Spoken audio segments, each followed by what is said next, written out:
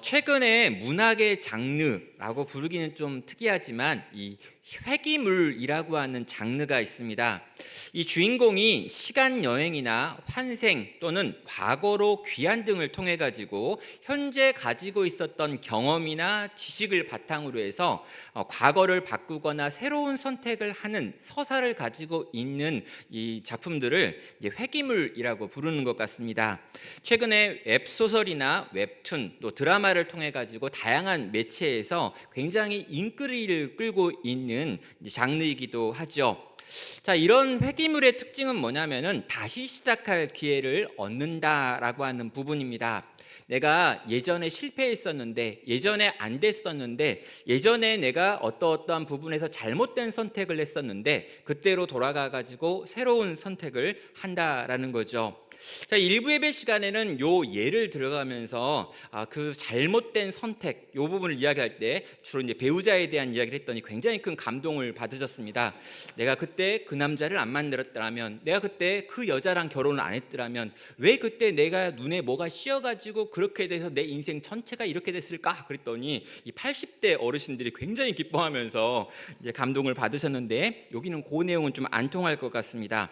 아무튼 그때 그 순간에 내가 다른 선택을 했었다면 얼마나 좋을까라는 생각에서 이 회기물이라고 하는 요 장르는 굉장히 많은 사람들한테 지금 인기를 끌고 있는 것 같습니다. 특별히 요즘 이 시대 문화 속에서 이 회기물이 큰 인기를 끌고 있는 이유를 설명하는 부분에서요, 약간 이 사회가 가지고 있는 특징을 이야기하는 경우가 있었습니다. 현재 눈앞에 있는 현실이 너무나 힘들기 때문에 한 번 한 실수를 돌이키는 것이 너무나 어렵기 때문에 한 번 실패하면 다시 회복할 길이 없는 사회이기 때문에 다시 살 수 있는 기회가 주어진다라고 하는 회기물이 인기를 끌고 있다라고 하는 해석이었습니다. 벌써 25년이나 되었는데요, 너무나 선명하게 제가 기억하고 있는 영화 한 편이 있습니다. 이창동 감독님께서 만든 박하사탕이라고 하는 영화이죠. 자, 이 박하사탕이라고 하는 영화의 맨 앞부분에 보면 이 주인공 이 설경구 씨가 이제 연기를 했는데요. 이분이 등장해가지고 이 철도를 가다가 이 기차를 향해 뛰어들면서 외치는 소리가 있습니다. 나 다시 돌아갈래 하고 이제 그 철길로 뛰어드는 거죠. 자, 그럼 이 영화는요, 시간이 거꾸로 흐르기 시작하면서요, 한 남자가 어떻게 망가져가는지 그 20년의 이야기를 차근차근 올라가는 것으로 구성이 되어 있습니다. 주인공은 간절하게 다시 살고 싶어 했습니다. 그러나 이 영화는 다시 살 수 있는 기회가 전혀 주어지지 않은 채로 그가 어떻게 망가져가는지를 거꾸로 보여줄 뿐이었습니다. 다시 살고 싶지만 다시 살 수는 없었다라는 거죠.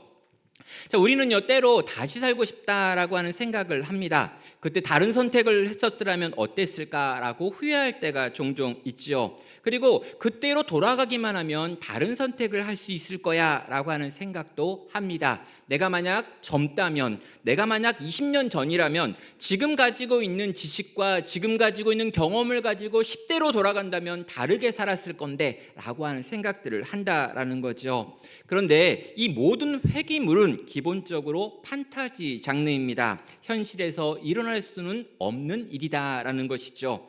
자, 2025년을 준비하면서요, 저는 11월 달에 2025년도 나눔교회는 어느 방향을 향해 가야 될까, 그리고 이러저러한 행사를 어떻게 해야 될까라고 생각을 하면서 이 설교에 대한 계획도 짰습니다. 그러면서 2025년에 가장 중요한 표어는 다시 시작이라고 하는 표어다라고 하는 마음을 정했죠. 10년 동안 나눔교회 사역을 했고 이제 이어지는 또 다른 10년을 어떤 방식으로 사역을 해야 될까, 교회를 어떻게 바라봐야 될까라고 할 때 정말 다시 시작하는 마음으로 하고 싶다라고 하는 생각, 그리고 온 교회도 다시 시작하는 마음으로 어디론가를 가야겠다라고 하는 생각들을 한 겁니다. 자, 그런데요, 과연 다시 시작한다라고 하는 건 가능한 일일까요? 저는 지난 12월 달부터 있었던 여러 가지 사건들을 보면서 이 한국 사회가 정말 다시 시작할 수 있는 걸까라고 하는 궁금증이 생겼습니다. 정말 이 사회 안에 있는 교회를 보면서 또 이 교회에 대한 세상 사람들이 하는 평가들을 보면서 이 땅의 교회가 과연 다시 시작할 수 있을까라고 하는 고민을 했었죠. 정말 다시 시작할 정도의 혁신적인 변화가 일어나지 않는다면 정말 이 땅의 교회가 더 이상 의미가 없어져 버릴 것 같다라고 하는 생각이 너무나 많이 들었던 12월이었습니다.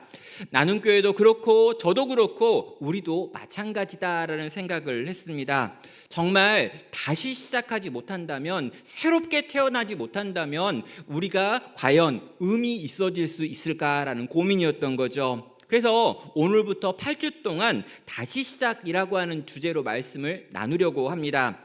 성경 전체를 좀 이렇게 왔다 갔다 하면서요, 특별히 구약에 있는 본문을 통해 가지고 하나님께서 다시 시작하게 만드시는 장면들을 살펴보고요, 다시 시작하게 만들 수 있는 그분의 능력이 어떤 것인지를 좀 보고요, 그리고 그것을 우리의 삶 가운데 어떻게 적용할 수 있는지를 계속해서 살펴보려고 한다라는 거죠. 자, 오늘 그 첫 시간인데요, 가장 먼저 다루고 싶은 주제가 뭐냐면, 이 모든 다시 시작하는 것을 가능하게 만들 수 있는 분은 한 분뿐이신데, 그분은 바로 우리의 창조의 하나님, 바로 그분뿐이시다라고 하는 내용을 나누도록 하겠습니다. 자, 먼저 이 성경 구절 중에 가장 유명한 구절을 오늘 우리가 읽었습니다. 1장 1절이죠. 여러분, 예수님을 믿건 믿지 않건 간에 대부분의 사람들이 성경책의 맨 처음 첫 줄이 어떤 내용인지를 아는 경우가 많아요. 태초에 하나님이 천지를 창조하셨다라고 하는 요 내용이죠. 여러분, 신자가 되면은요, 대부분은 성경책을 한번 읽어보고 싶다라는 생각을 하게 됩니다. 그래가지고 성경을 딱 사가지고 첫 장을 딱 펼쳐서 첫 번째 문장을 읽어요. 되게 멋있는 문장이 나옵니다. 태초에 하나님이 천지를 창조하시느니라. 그리고 이제 좀 있다 보면 졸려가지고 더 이상 읽지 않죠. 그러다 보니까 늘 새해가 되어가지고 성경 통독 한번 해보겠다라고 하시면 적어도 요 한 구절은 읽습니다. 근데 여러분, 이 짧은 한 문장인데요, 요 한 문장은 성경 전체에서 어쩌면 가장 중요한 문장일 수도 있다라고 하는 평가가 있습니다. 왜 그러냐면요, 요 한 문장을 믿으면 나머지 전부를 믿을 수 있는 거고요, 요 한 문장을 믿지 않으면요, 요 뒤에 나와 있는 모든 문장들을 믿을 수 없을 수도 있기 때문입니다. 자, 그렇다면 요 한 문장 하나하나 살펴보겠습니다. 자, 태초에라고 하는 표현이 나오고요, 천지를이라고 하는 표현이 나오고요, 창조라고 하는 말이 나와 있는데, 요 하나하나가 다 우리가 익히 알고 있는 표현과는 조금 다르기 때문입니다. 먼저 시간에 대한 내용이 나오는데 태초입니다. 베레시트라고 하는 단어를 쓰고 있는데요, 이것은 시간의 출발점을 의미하는 단어입니다. 자, 우리는요, 우주가 언제 만들어졌습니까? 또 지구가 언제 만들어졌습니까? 라고 질문하고요, 이 질문에 대한 대답으로 과하게 들려주는 말들을 되게 좋아합니다.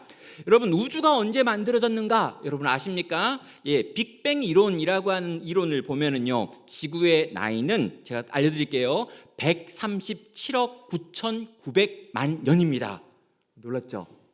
깜짝 놀랐어요. 저는 이렇게, 와, 여러분, 이 시기에 137억 9,900만 년 전에 거대한 대폭발이 있었고요, 이 폭발을 통해 가지고 그때부터 우주가 팽창하면서 지금 많은 은하계가 나오고 태양계가 만들어지고 태양계 안에 지구가 만들어져 가지고 여기까지 왔다라고 하는 겁니다. 자, 이런 식의 과학적 소술에 우리는 익숙하고요, 언제 어떻게 이런 시간들에 대해서 질문을 하는데, 지금 성경은 그걸 이야기하고 싶은 게 아닙니다. 여기 나와 있는 태초라고 하는 건 언제냐면요, 모든 시간의 첫 번째라고 하는 것입니다. 다시 말해서 시간이라는 것도 하나님이 만드셨고, 하나님이 시간이라는 걸 만들기 시작했던 바로 그때라고 하는 게 태초라는 거죠. 우리는 종종 하나님도 시간 안에 넣어놓고 싶어 하는데요, 하나님은 시간 위에 계시며 시간도 하나님이 만드신 것이다 라고 하는 걸 보여주는 것이 바로 여기 나와 있는 태초라고 하는 의미입니다. 자, 모든 시간을 하나님이 만드시면서 천지도 만드셨죠. 천지는 한자어로는요, 그냥 하늘과 땅이라고 하는 표현입니다. 그런데요, 하늘과 땅만을 의미하는 게 아니라 고대인의 정서 속에서 하늘과 땅은 전부를 의미하고 온 세상, 온 우주를 의미하는 게 바로 천지입니다. 그럼 천지에 가득하다라고 하는 건 하늘과 땅에만 가득하고 물속에는 없는 것, 이런 게 아니라 온 세상에 가득하다라고 하는 뜻이라는 거죠.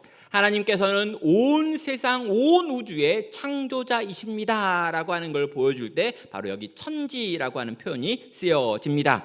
하나님께서는 태초에 천지를 창조하셨습니다. 마지막에 들어있는 창조라고 하는 단어가 있죠. 자, 여기 구약 성경을 보면은요, 이 창조를 의미하고 있는 단어가 세 가지 종류가 있습니다. 야찰이라고 하는 단어가 있고요, 아사라고 하는 단어가 있고요, 이 바라라고 하는 단어가 있어요. 그리고 오늘 본문에서는 바라라고 하는 단어가 쓰여지고 있죠. 이 야찰이라고 하는 단어는 뭐냐면 어떤 것이 있는데 그것의 위치를 좀 바꿔가지고 새롭게 보여지는 현상을 야찰이라고 합니다. 우리 종종 이제 옆에 있는 친구들한테 그렇게 이야기할 때가 있잖아요. 너는 참 창조적으로 생겼다, 이런 이야기. 근데 여러분, 이게 눈이 두 개고 코가 한 개고 입이 하나잖아요. 있어야 될 게 있는데 다 좀 뭔가 독특한 위치에 있을 때 우리는 창조적이다라고 말할 때가 있습니다. 여기서 쓰여지는 게 야찰이라는 거죠. 성격이 바뀐 건 아닌데 위치가 바뀌었거나 물리적으로 어떤 변화가 있다라고 하는 걸 때 이 야찰을 씁니다. 그러면 이 중간에 있는 아사라고 하는 단어는 뭘까요? 화학적인 변화입니다. 이것이 있고 이것이 있는데 이것을 섞었더니 새로운 것이 나왔다라고 할 때 이것도 창조라고 말하고요. 이 화학적 변화를 통해 가지고 만들어진 것을 창조적인 것이다라고 말할 수도 있습니다. 그런데 이 바라라고 하는 이 표현은 앞에 있는 두 가지 표현과는 다른 표현입니다. 뭐냐면은요, 아무것도 없는 무인데 그 무에서 유를 창조해내는 신적인 창조, 신의 영역에서만 일어날 수 있는 창조를 말할 때 이 바라라고 하는 단어를 쓴다라는 거죠. 자, 여러분, 하나님께서 이 태초에 천지를 창조하셨다라고 하는 건 뭐냐면 이 시간이 시작되어지는 그때 하나님께서 온 우주를 무에서 유로 창조해 내셨습니다라고 하는 선언이 된다라는 거예요. 여러분, 무였습니다. 아무것도 없었습니다. 뭔가를 가지고 다른 걸 만든 게 아니라 아무것도 없었는데 모든 걸 만들어내셨다라고 할 때 여기 나와 있는 이 창조라고 하는 단어가 쓰여진다는 거죠. 사랑하는 여러분, 우리는 이런 창조에 대한 하나님의 선언을 보면서 이걸 좀 설명을 좀 잘해주면 좋겠다. 요거가 요런 방식으로 이런 에너지가 들어와서 이런 물질이 있어가지고 이것 때문에 막 핵융합을 일으켰건 분열을 일으켰건 요러저러한 형성 막 이렇게 막 설명을 했으면 좋겠어요. 근데 여러분, 이런 방식의 설명이 전혀 없이 하나님은 그냥 우리에게 선포하고 있습니다. 저는 예전에 이 창조과학회라고 하는 단체에서 하는 여러 강의를 들은 적이 있습니다. 그리고 책으로 나와 있는 내용들도 많이 읽어봤어요. 이런 것들이 굉장히 관심이 있었고 고민이 되었고 이런 것이 밝혀질 때 대단히 마음이 즐거웠습니다. 야, 창조에 대해서 이렇게 설명을 하는구나. 노아의 홍수를 이렇게 설명을 하는구나. 성경에 나와 있는 여러 가지 기적들이 얼마나 과학적이고 합리적인 근거들을 가지고 설명할 수 있는 것인지 이렇게 알게 되었다라고 하면서 되게 기분이 좋았던 때가 있습니다. 그런데 제가 그렇게 열심히 공부를 하면서 나중에 알게 된 게 뭐냐면 여기 이렇게 설명하는 방식 외에 또 다른 방식으로 설명하는 것들이 많이 있었고 실제로 이렇게 설명하는 것보다 더 합리적인 또 다른 설명이 있구나라고 하는 것도 알게 되더라는 거예요. 그래서 어느 순간 이런 공부가 실제 크게 도움이 되지 않고 신앙에 유익하지 않을 수도 있겠다라고 하는 생각도 하게 되었습니다. 그리고 보니까요, 성경도 그런 방식으로 창조를 설명하고 있지 않더라는 거예요. 창세기 1장 1절에서 분명하게 하나님은 창조에 대해서 말씀하십니다. 그러나 우리에게 그걸 설명하거나 설득하려고 하는 게 아니라 선포하고 있더라는 거죠. 하나님께서 태초에 천지를 창조했어, 믿니 안 믿니 이렇게 물어보지, 이걸 가지고 왜 이렇게 했고 어떻게 이렇게 했고 하나하나 이것들 이렇게 설명하고 있는 방식으로 말하지 않더라는 거예요. 왜 그런 걸까요? 여러분, 우리의 조그만 머리가 창조를 이해하는 게 불가능하기 때문입니다. 여러분, 이렇게 보니까 여러분 머리가 다 좀 작아요. 그래가지고 요 조그만 머리로 온 우주가 어떻게 만들어졌는지, 온 우주 안에 있는 모든 생명체가 어떤 방식으로 형성되고 만들어지고 그 긴 세월 동안 조작되어 왔는지 온 우주를 우리가 어떻게 알아요? 그러니까 여러분, 우리가 진짜 대단한 것 같습니다. 당장 나도 나를 잘 모르고 내 옆에 있는 사람들도 잘 모르고 지금 내가 살고 있는 우리 집구석이 어떻게 돌아가는지도 잘 모르면서 온 우주가 어떻게 만들어진다 알고 싶어 하는 거죠. 근데 여러분, 이상하다는 거죠. 사랑하는 여러분, 이걸 못한다, 안 된다라고 생각하시기 때문에 하나님은 이 부분에 있어서 설명하기보다는 이걸 믿으라, 받아들이라 라고 가르치고 있는 것입니다. 자, 여러분, 이 이야기를 하나님이 하시는 이유가 있어요. 네가 만약에 이 창조라고 하는 내가 이 모든 걸 만들었다라고 하는 걸 믿으면 그 뒤에 나와 있는 모든 이야기를 믿을 수 있을 것이고, 이 이야기를 믿지 않는다라고 말하면 그 뒤에 나와 있는 2절부터 계시록의 끝까지 나와 있는 모든 내용을 다 읽을 때마다 내가 이걸 믿어야 될까 말아야 될까, 이게 어떻게 이해가 되지? 라고 생각할 텐데, 그럼 못 읽는다는 겁니다. 납득하지 못한다는 겁니다. 그걸 믿고 살 수는 없다라고 하는 것이죠. 사랑하는 성도 여러분, 우리는 요 한 구절을 믿어야 합니다. 태초에 하나님이 천지를 창조하셨습니다. 아멘? 네, 아멘. 감사해요. 우리 공동체가 거의 아멘을 안 하지만 이럴 때는 의도적으로 아멘이라고 해보는 연습을 해보자고요. 다시 한번. 자, 태초에 하나님이 천지를 창조하셨습니다. 아멘. 감사해요. 최고예요. 2025년 새롭게 시작했습니다. 아멘부터 했어요. 그러니까 여러분, 진짜예요. 여러분, 이걸 믿으면은요, 하나님이 처음에 그 모든 걸 창조하셨기 때문에 오늘 지금 우리 속에서 다시 창조하는 일도 가능한 거죠. 여러분, 시작을 그분이 하셨기 때문에 다시 시작하는 것도 그분 안에서는 가능하다는 것입니다. 우리는요, 다시 시작할 수 없다라고 생각합니다. 새로워질 수 없다라고 생각합니다. 이미 흘러온 것들은 그대로 흘러갈 거야 라고 생각합니다. 때로는 내 나이가 벌써 몇 갠데 라고 이야기하고요, 지금 내가 가지고 있는 걸 생각해보면 새로운 일들이 내 인생 가운데 일어날 수 없을 거야 라고 생각합니다. 그런데 아니라, 여러분, 그 모든 걸 시작하신 하나님, 그 모든 걸 만들어내시고 그 모든 걸 지금 이 땅 가운데 행하신 그분이 오늘 우리의 삶 가운데 일하신다면, 그분을 믿는다면 그분의 능력으로 새로운 창조가 가능하고 다시 시작하는 것도 가능하다는 것입니다. 내가 믿는 분이 창조주 하나님이라면 그 하나님은 우리를 다시 시작하게 할 수 있는 하나님이시기 때문입니다. 자, 여러분, 그 하나님이 그러면 과연 어떤 일을 행하시는가? 2절은 그 하나님께서 행하시는 두 번째 일이 나옵니다. 그 땅이 혼돈하고 공허하며 흑암이 깊음 위에 있고 하나님의 영은 수면 위에 운행하시느니라 라고 하는 표현이 나오죠.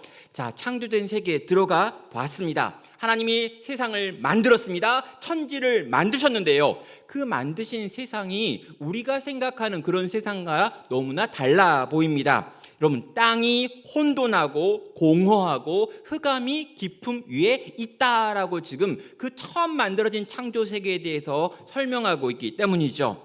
여러분, 혼돈이라고 하는 것과 공허라고 하는 것이 나오고 있는데요, 이 혼돈은 뭡니까? 질서가 없다라는 거예요. 모든 것이 섞여 있어가지고 뭐가 뭔지 모르겠다라고 하는 상태가 혼동하는 상태, 이 카오스라고 하는 상태입니다. 여러분, 공허라고 하는 게 나와 있는데요, 이건 텅 비어 있다라는 거예요. 뭔가 거기에 채워져 있어야 되는데 그것들이 채워져 있지 않아가지고 허무한 거, 허탄한 거, 비어 있는 상태, 공허라고 하는 상태입니다.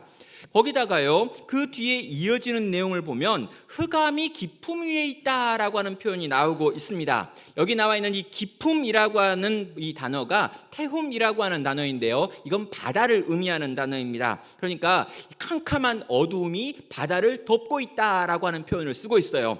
자, 여러분, 우리는 바다 하면은요, 막 바다에서 수영한 거, 또 낚시한 거, 어렸을 때 추억 이런 걸 떠올리지만, 고대인들이 생각했던 바다라고 하는 건 우리가 해결할 수 없고 우리가 넘어갈 수 없는 한계, 그리고 그 바다 속에서는 엄청나게 많은 괴물들이 있어가지고 우리를 언제든 집어삼킬 수 있는 공포의 대상이 바로 바다였습니다. 그런데 이 바다는 흑암으로 지금 덮여 있는 캄캄하디 캄캄한 무시무시한 바다였다라는 거죠.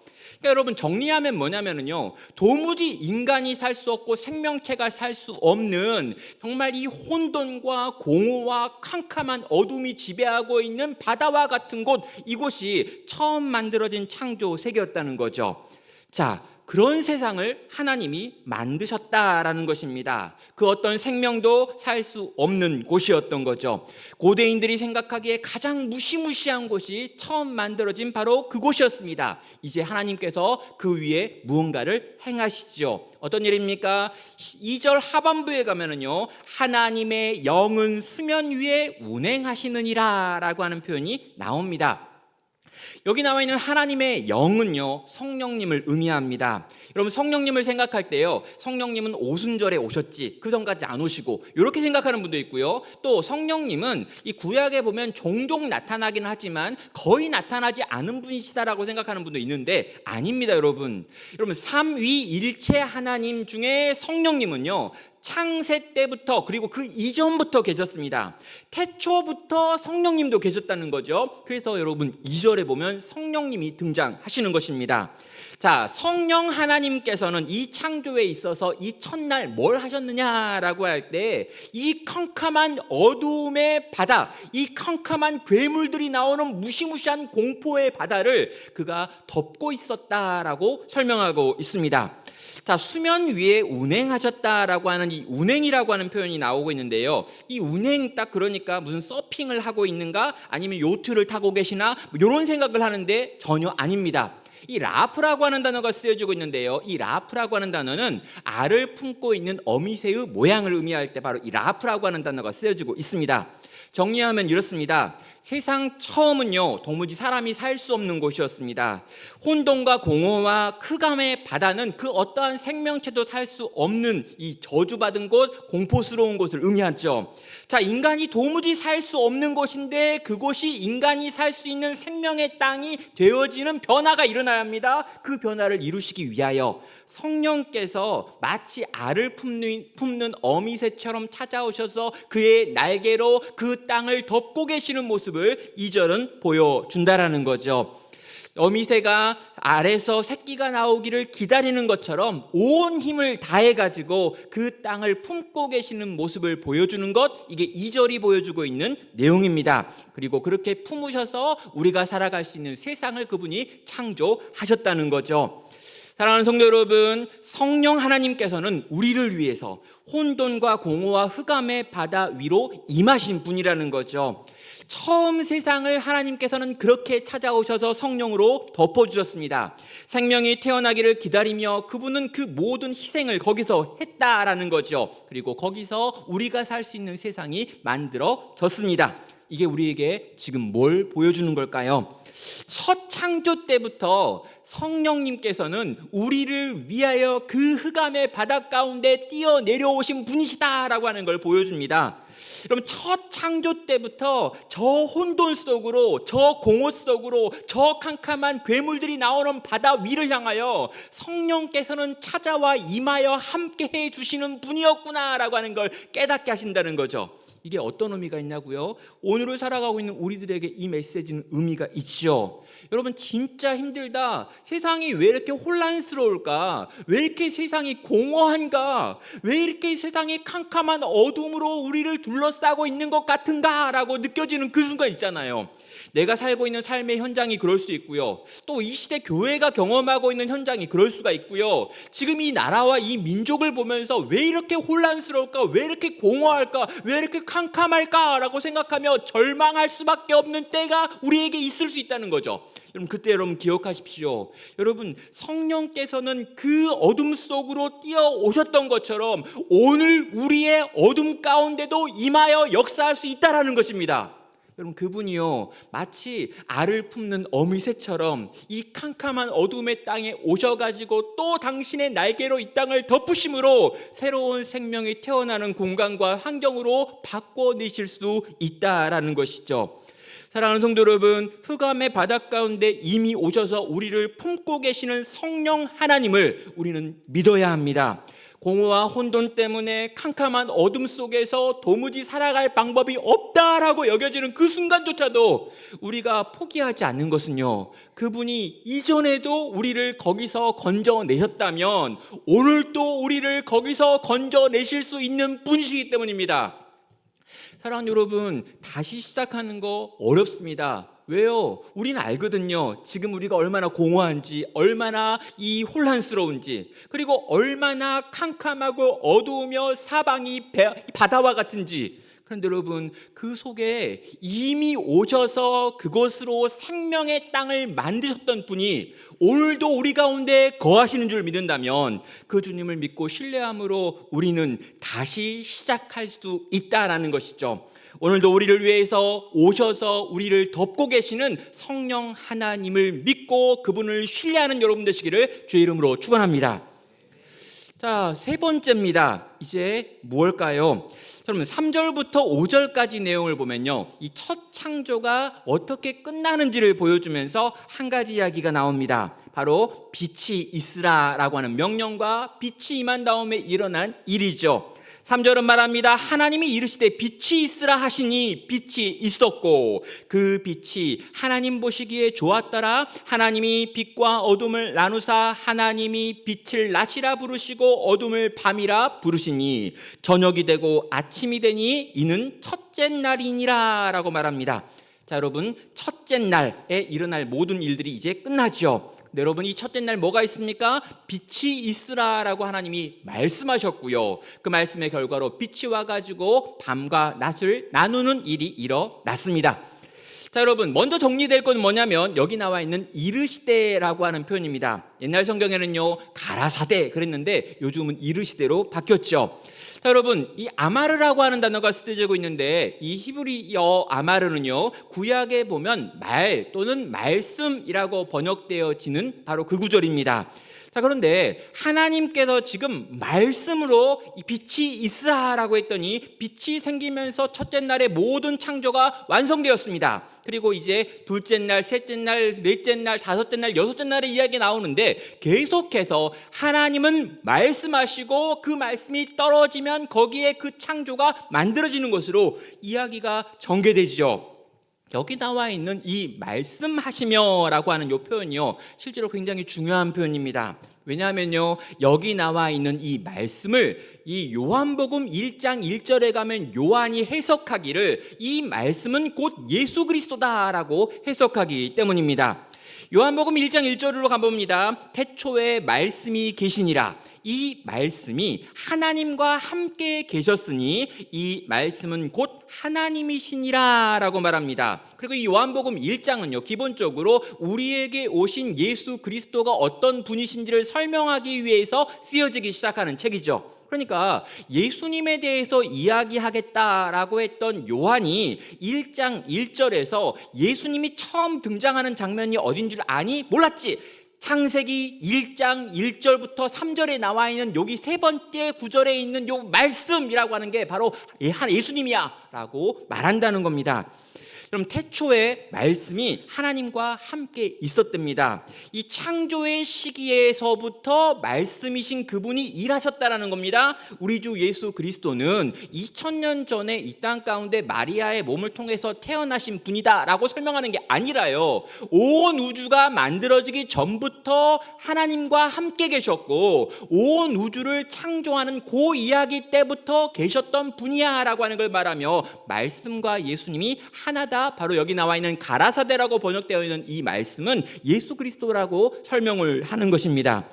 자, 여러분, 예수 그리스도 그분이 지금 이 창조에 지금 기여하고 있는 거죠. 자, 여러분, 창세기 1장에서 성부 하나님이 이 창조를 계획하시는 이야기가 나오고요. 2장에서 성령 하나님께서 이 창조 속에서 어떻게 일하고 계시는지가 나오고요. 3장에서 구체적으로 이 창조를 이루시기 시작하시는 이 성자 예수님이 말씀으로 어떤 일을 행하시는지가 나와 있는 거예요.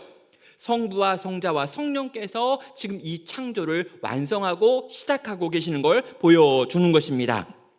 자, 여러분, 말씀은 곧 예수 그리스도였습니다. 그렇다면 이 예수 그리스도께서 첫 창조에 있어서 첫째 날 하시는 일이 뭐냐라는 거죠. 바로 빛이 있으라라고 하는 것이었고 빛을 가지고 오시는 거였습니다.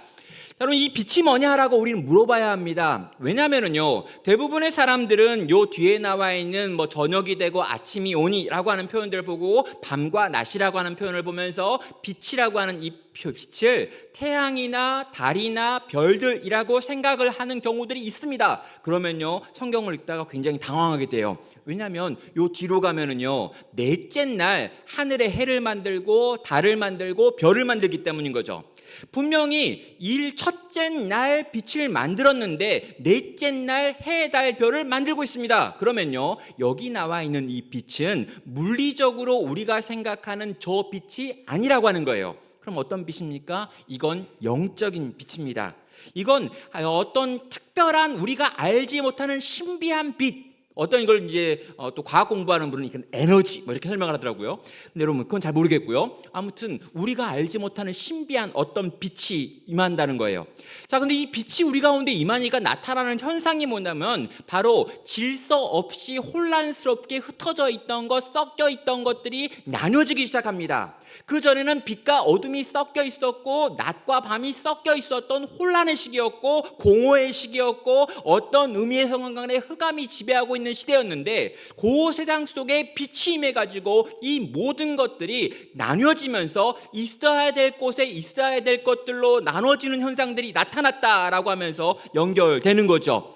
4절 하반부와 5절은 말합니다. 하나님이 빛과 어둠을 나누사 하나님이 빛을 낮이라 부르시고 어둠을 밤이라 부르시느니라 라고 말합니다. 그럼 그전에는요 혼동이었습니다. 그전에는 빛과 어둠이 섞여 있었습니다. 이게 정확하게 어떤 건지는 모르겠지만 빛도 아니고 어둠도 아니고 낮도 아니고 밤도 아닌 상태였습니다. 혼돈과 공허와 바다와 같은 일들이 일어나고 있는 것이 그 세상이었던 거죠. 그런데 빛이 임하니까요 그 모든 것이 질서 있게 변화되기 시작하고요 하나님께서 이 빛을 기준 삼아 가지고 모든 것들의 질서를 부여하여 세상이 굴러가기 시작했다라는 거죠. 사랑하는 여러분, 빛으로 인해서 질서가 충만한 세상이 된 겁니다. 텅 비어있던 세계에 무언가가 채워지기 시작하는 것입니다. 캄캄했던 바다 위에 지금 새로운 어떤 일들이 일어나기 시작했다라는 거죠. 혼돈, 공허, 흑암의 바다라고 느껴졌던 그 모든 것들의 새로운 질서가 형성되어지는 게 이 빛이 만드는 일이었습니다. 사랑하는 성도 여러분, 저는요 오늘 우리에게도 이 빛이 필요하다라고 믿습니다. 우리가 지금 혼란스럽다면, 지금 우리가 뭔가 텅 비어있다고 느낀다면, 우리가 지금 캄캄한 바다 가운데 있는 것 같다라고 느껴지고 있다면 우리는요 이 속에 빛으로 찾아오사 이 모든 것을 질서 있게 만들어 달라라고 하나님께 나아가 구해야 한다는 것입니다. 빛이 필요하다는 거죠. 빛이신 예수님께서 우리 가운데 오셔서 질서를 만들어 주셔야 합니다라고 구하는 게 우리가 구하고 원하는 것이 되어야 합니다.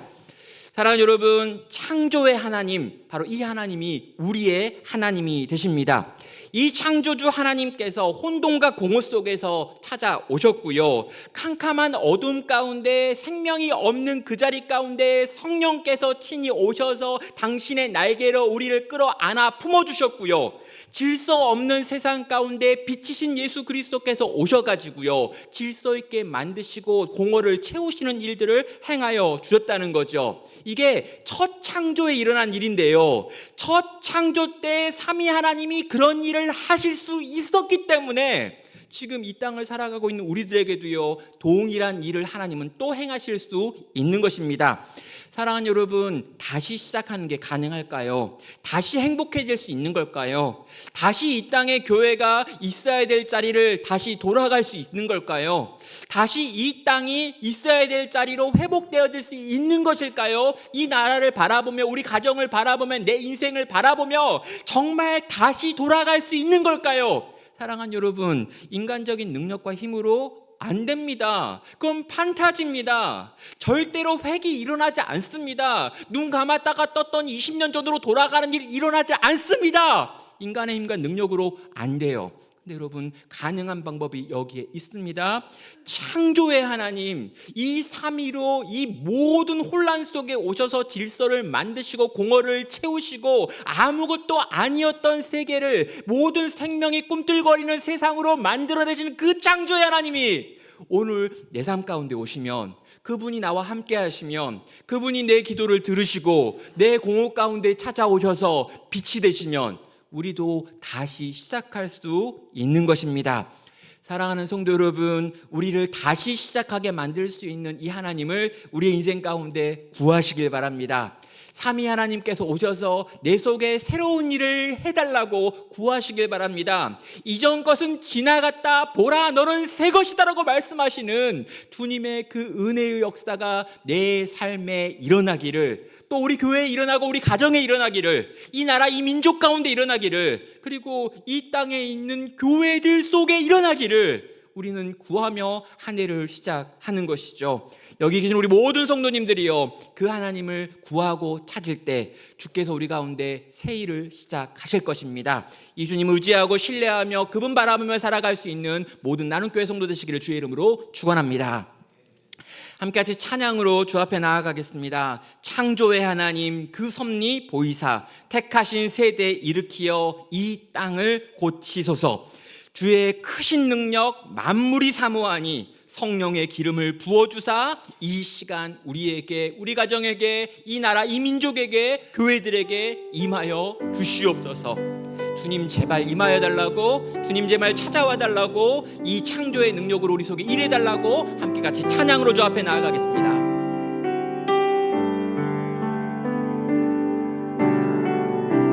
창조의 아버지 그 섭리 보이사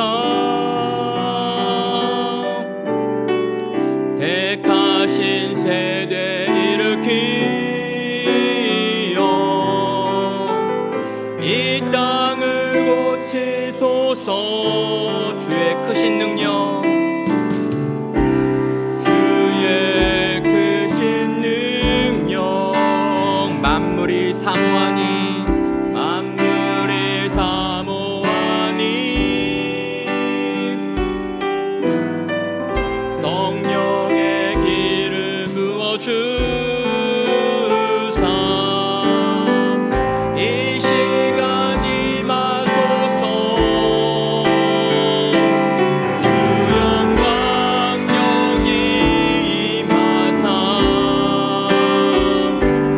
열방 양의 그 빛 비추소서. 주의 얼굴 구할 때 주의 양길 머무소서. 열방의 통치자, 열방의 통치자 세상이 보리라, 세상이 보리라. 신실한 주의 약속으로, 주의 약속으로 교회는 승리하리. 우릴 돌아보사 강건케 하소서. 연약함 모두 벗어지고 승리케 하옵소서. 주 영광 여기 임하사 열방 양의 그 빛 비추소서. 주의 얼굴 구할 때 주의 양길 머무소서.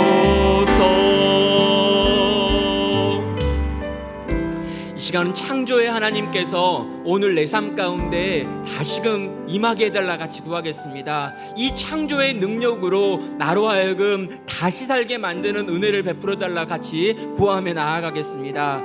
내가 가지고 있는 공허함, 내가 가지고 있는 이 혼란, 내가 지금 경험하고 있는 캄캄한 어둠, 내가 지금 두려워하고 있는 그 바다 같은 것들, 지금 온통 나를 둘러싸고 있는 내 안에 있는 모든 두려움 가운데 빛으로 찾아와 달라고, 주님 이 모든 걸 덮는 은혜의 날개로 찾아와 달라고, 이 모든 것 위에서 새롭게 만들 수 있는 하나님의 능력을 경험하게 해달라고 이 시간 같이 구하며 나아가겠습니다. 내 인생 위에, 또 우리 가정 위에, 우리 교회 위에, 그리고 이 땅 땅과 이 민족과 이 불쌍한 세대 위에 하나님 당신의 은혜의 역사가 일어나기 원합니다. 다시 시작하게 만드는 은혜가 임하기 원합니다. 주님 도와주시옵소서. 함께 합심하여 기도로 주 앞에 나아가겠습니다.